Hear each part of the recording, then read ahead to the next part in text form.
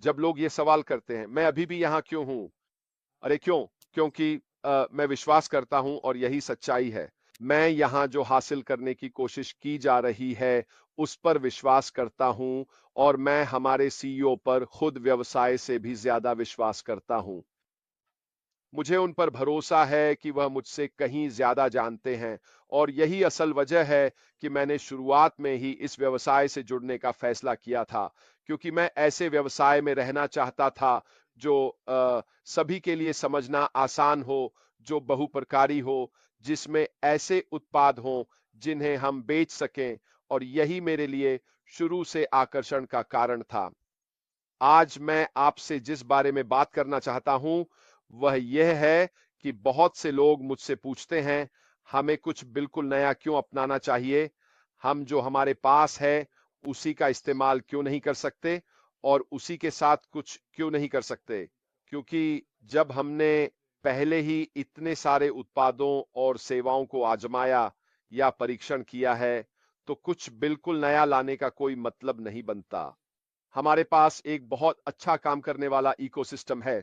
हमने बहुत सारी विज्ञापनबाजी की है, ये सारी चीजें की हैं, मुझसे ये सवाल पूछे गए हैं।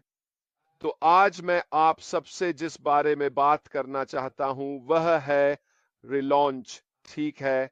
और असली कारण कि क्यों व्यवसाय नियमित रूप से रिलॉन्च करते हैं। अब यहां बहुत सारी बातें हैं। अब एक ब्रांड रिलॉन्च या एक बिल्कुल नया रिलॉन्च एक रणनीतिक प्रक्रिया है जो कंपनी के ब्रांड को फिर से गढ़ती है और उसे बदलते हुए लक्ष्यों, मूल्यों और नए लक्षित बाजारों के अनुरूप पुनः स्थापित करती है। अब अगर आप सिर्फ उस एक वाक्य के बारे में सोचें, ठीक है, चाहे मैं आगे कुछ भी कहूं, अगर आप उन कुछ बातों पर ध्यान दें, तो एक नए व्यवसाय में यह रिलॉन्च करना बहुत मायने रखता है। तो चलिए बस उन कुछ बातों को वहीं से लेते हैं। अब हम अभी तक कितने समय से ऑफलाइन हैं? 7 महीने, 8 महीने, पिछले साल सितंबर की शुरुआत से इस समय अवधि में बहुत कुछ बदल चुका है। टेक्नोलॉजी ने बहुत तेजी से तरक्की की है, बल्कि उससे भी ज्यादा, क्योंकि उससे पहले भी हमें कई समस्याएं थीं। लेकिन चलिए उस रुके हुए पल से शुरू करते हैं जब ऐश मुफारेह ने कहा, बस अब बहुत हुआ, हम सब कुछ ठीक करेंगे और फिर कुछ अलग करेंगे। हमारे लिए फिर से सफल होना, और मेरी बात याद रखना, हम पहले भी सफल थे। हम सभी ने देखा कि जब हमने पहली बार ओ कनेक्ट के साथ शुरुआत की और दरवाजे खुले तो चीजें कितनी तेजी से घटी। जितने लोग आए, जितने लोगों ने खरीदा, उससे हर तरह की समस्याएं पैदा हो गईं। यही सफलता है। इसे फिर से दोहराया जा सकता है, लेकिन यह तभी संभव है जब हम एक नए बिजनेस का फिर से लॉन्च करें। इस रीलॉन्च का एक और पहलू भी है जिसे हमें लागू करना होगा, और वह है पुराने मॉडल में हुई गलतियां। अब यह जरूरी नहीं था कि हमारे पास जो उत्पाद और सेवाएं थीं वे काम नहीं कर रही थीं या अपना उद्देश्य पूरा नहीं कर रही थीं, क्योंकि वे काम कर रही थीं। हमने उन्हें चलते हुए देखा था, हम उनका उपयोग कर रहे थे, लेकिन हम उसका सिर्फ नया रूप बनाकर आगे नहीं बढ़ सकते। ये बिल्कुल नया होना चाहिए। सफल होने के लिए इसका फिर से लॉन्च होना जरूरी है। इसलिए रीलॉन्च करने के लिए आपको कई अलग-अलग चीजों को शामिल करना होगा। यह एक रात में नहीं होने वाला है, और यही वह जगह है जहां कंपनियां जब रीब्रांडिंग पर विचार करती हैं, तो वे यह देखती हैं कि उन्हें रीलॉन्च क्यों करना है। उन्हें यह ध्यान में रखना होता है कि क्यों। तो ये वे प्रकार की कसौटियां हैं जिन्हें आप पूरा करना चाहेंगे। यह केवल सतही बदलाव से कहीं आगे जाता है। यह ब्रांड के मुख्य तत्वों जैसे विजुअल आइडेंटिटी, संदेश और ग्राहक अनुभव की पूरी तरह से पुनर्समीक्षा करने की प्रक्रिया है। अब मुझे लगता है कि हम सभी सहमत होंगे कि हमने ऑन पैसिव के साथ ब्रांड को सही तरीके से स्थापित किया है। मुझे लगता है कि वह निश्चित रूप से कुछ ऐसा था जो हमारे बारे में दर्शाता था कि हम क्या हैं। यह कुछ अनोखा था। यह कुछ ऐसा था जिसे हमने पहचाना। यह सबसे महत्वपूर्ण बातों में से एक है जिसे आपको रीब्रांडिंग करते समय बिल्कुल सही करना होता है, कि आपका लोगो या प्रतीक चिन्ह या यहां तक कि आपके नए ब्रांड का नाम भी कुछ ऐसा होना चाहिए जिसे लोग आसानी से पहचान सकें। हम इसका क्या मतलब समझते हैं? अगर आप मैकडॉनल्ड्स कहते हैं तो आप अपने आप क्या सोचते हैं? आप जानते हैं वह बड़ा एम। अगर आप कहते हैं गूगल तो आपको पता है कि वह क्या होने वाला है। अगर आप एक्स देखते हैं तो आपको पता है कि वह क्या है। आप जानते हैं ये सभी बड़े ब्रांड्स नाइकी, एडिडास, इन सभी के लोगो और नाम बहुत ही पहचानने योग्य हैं। रीब्रांडिंग का एक हिस्सा यह है कि आपकी एक ऐसी पहचान हो जिसे लोग तुरंत पहचान लें और साथ ही उस पहचान के पीछे का संदेश भी बहुत महत्वपूर्ण होता है और जाहिर है कि उसमें ग्राहक का अनुभव भी शामिल है। मुझे लगता है कि हम सभी इस बात से सहमत हैं कि यह वह क्षेत्र है जिसमें मुझे पूरा यकीन है कि अब पहले से कहीं बेहतर होगा। ग्राहक अनुभव और ग्राहक जो हमारे नए व्यवसाय में हैं, उनकी देखभाल पुराने व्यवसाय की तुलना में कहीं बेहतर तरीके से की जाएगी। तो ये वे कारण हैं जिनकी वजह से कंपनियां रीब्रांडिंग करती हैं। जाहिर है हमारी परिस्थितियों में कुछ बहुत गलत हो गया था, तो ऐसे में पुराने को छोड़ देना, जो गलत हुआ उससे सीखना और फिर से शुरुआत करना समझदारी है। मैं उन लोगों का उदाहरण देने जा रहा हूं जिनके व्यवसाय में कई बार बड़ी असफलताएं आईं, लेकिन वे फिर भी बेहद सफल हैं। एलन मस्क, है ना? इस व्यक्ति को जितनी बार झटके और असफलताएं मिली हैं, उतनी किसी और व्यवसायी को मैंने नहीं देखा।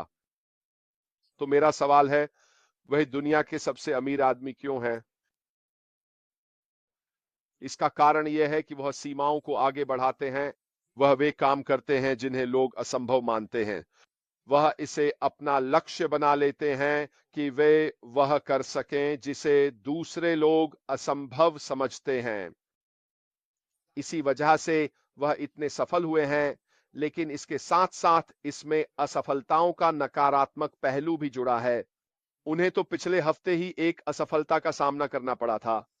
उन्हें कई बार असफलता मिली है और भी बहुत कुछ हुआ है, लेकिन जब वह सही कर लेते हैं तभी असली बड़ी कमाई शुरू होती है। और यही वजह है कि वह दुनिया के सबसे अमीर आदमी हैं, क्योंकि कई कोशिशों के बाद उन्होंने आखिरकार सही किया।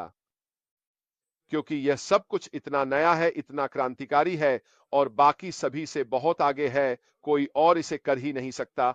इसलिए लोग उन सुविधाओं के लिए एलन के पास जाते हैं। देखिए उन्होंने स्टारलिंक के साथ क्या किया है, देखिए उन्होंने हेवी लिफ्ट रॉकेट्स के साथ क्या किया है, देखिए उन्होंने टेस्ला के साथ क्या किया है, देखिए उन्होंने पेपाल के साथ क्या किया था। इन सभी चीजों से पता चलता है कि वह एक सफल व्यवसायी है।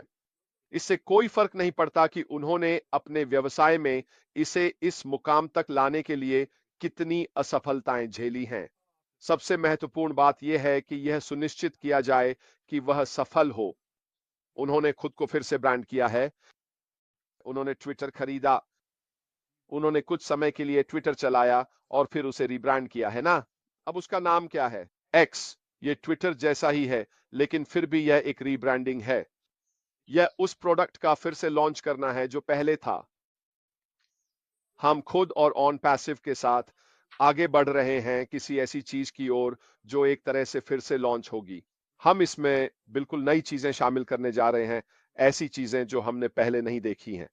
लेकिन एक बात जो हमें समझनी चाहिए वह यह है कि यह पहले से कहीं ज्यादा बेहतर होने वाला है।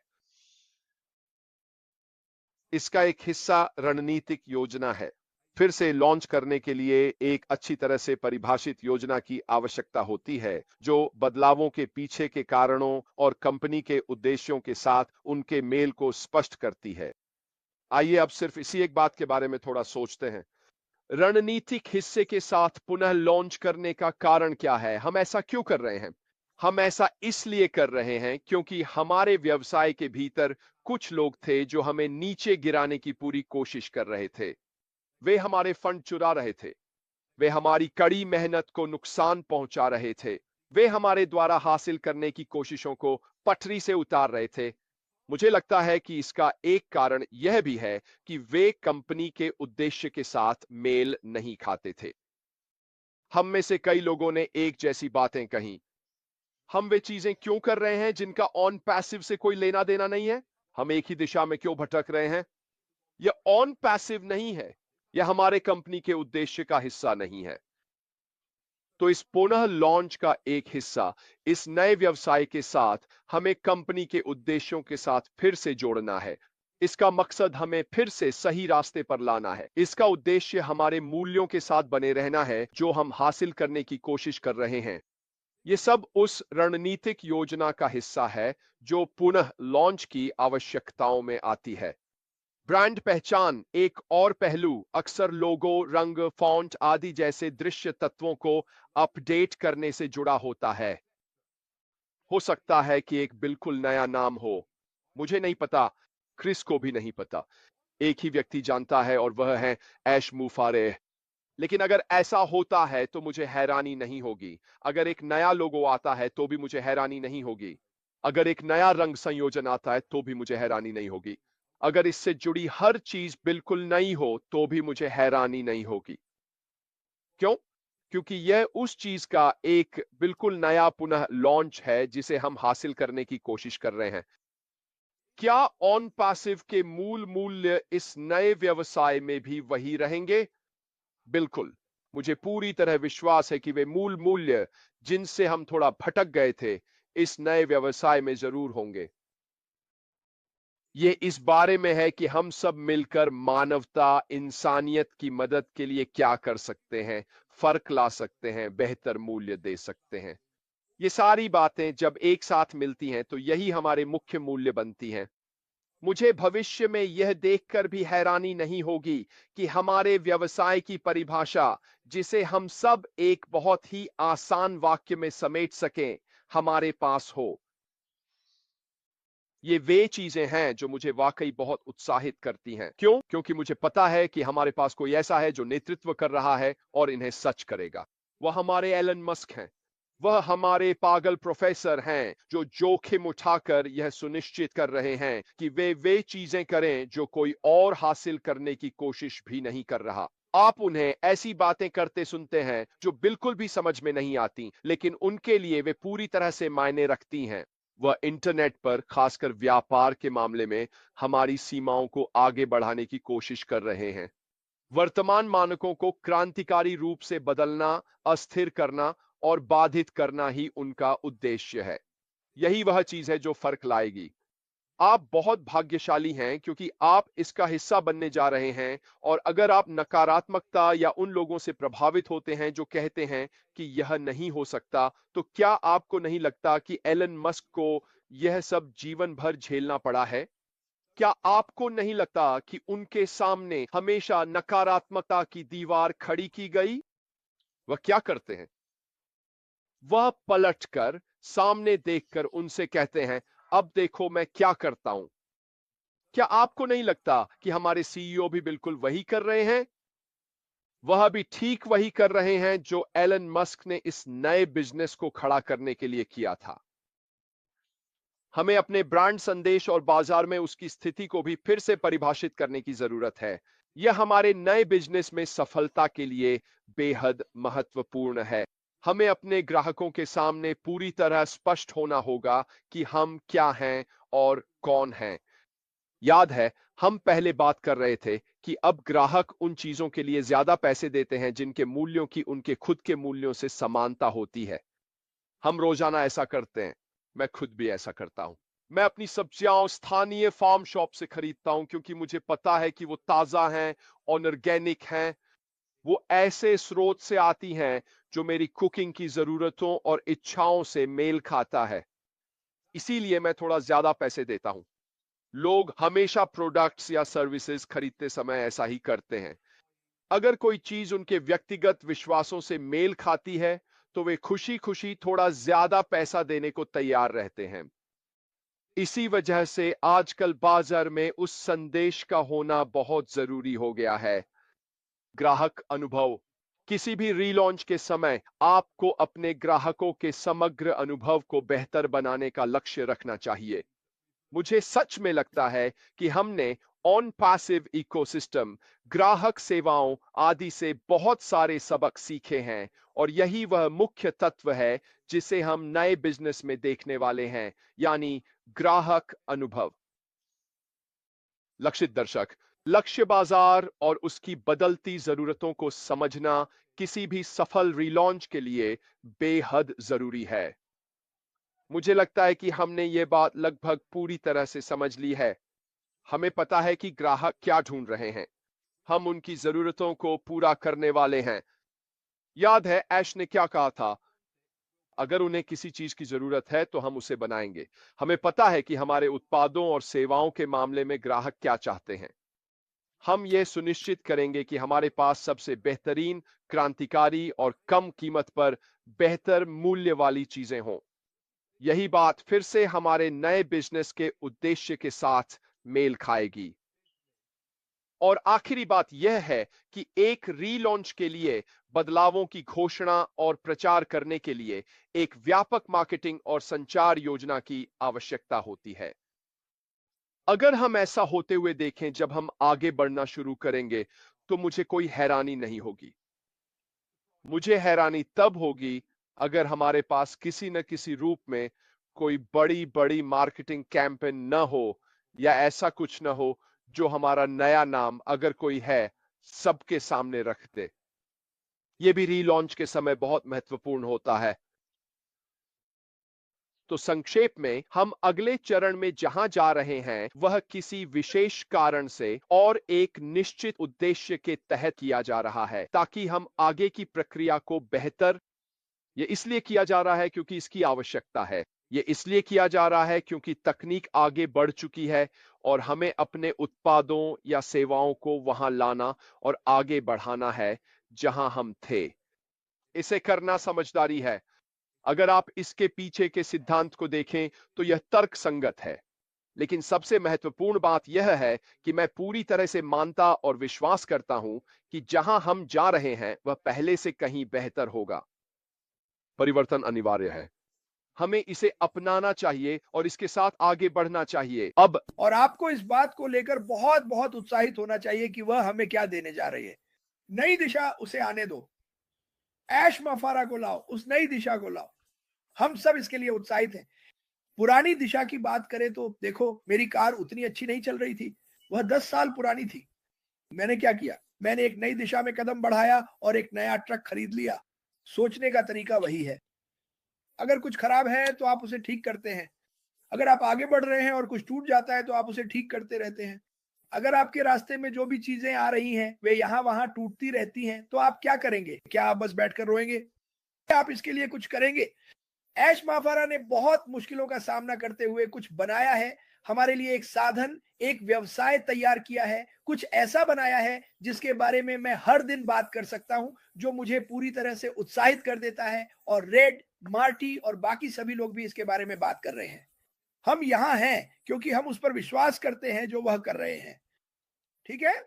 हम यहां हैं क्योंकि हम समझते हैं कि वह क्या कर रहे हैं। आप सब यहां हैं क्योंकि आप एक बेहतर जीवन चाहते हैं। आप सब यहां हैं क्योंकि हम चाहते हैं कि दुनिया बदले। हम एक ऐसी कंपनी है जो दुनिया को बदलने जा रही है और मुझे फर्क नहीं पड़ता कि कोई क्या कहता है। अगर आप इसके बारे में नकारात्मक हैं तो यही मेरा जवाब है आपके लिए। ये कंपनी ऐश माफारा, बड़ा दिल बड़े लोग, और सोचिए क्या, हम इसे पूरी तरह आगे ले जा रहे हैं। हम इसे अपनी जिंदगी से भी आगे ले जाएंगे। यह आपके बच्चों, आपके पोते पोतियों, आपके परपोते पोतियों के लिए भी चलता रहेगा और ये आगे बढ़ता ही रहेगा। और कोई भी, मेरा मतलब है कोई भी, आपको और आपके परिवार को कभी नहीं भूलेगा। दुनिया में कोई भी ऐश माफारा को कभी नहीं भूलेगा। और मैं बस इतना ही कह सकता हूं कि हम इसका हिस्सा हैं। मैं खुश हूं। रेड रैडफोर्ड भाई, यहां आकर हमें जोश दिलाने के लिए धन्यवाद। मैं इसकी सराहना करता हूं।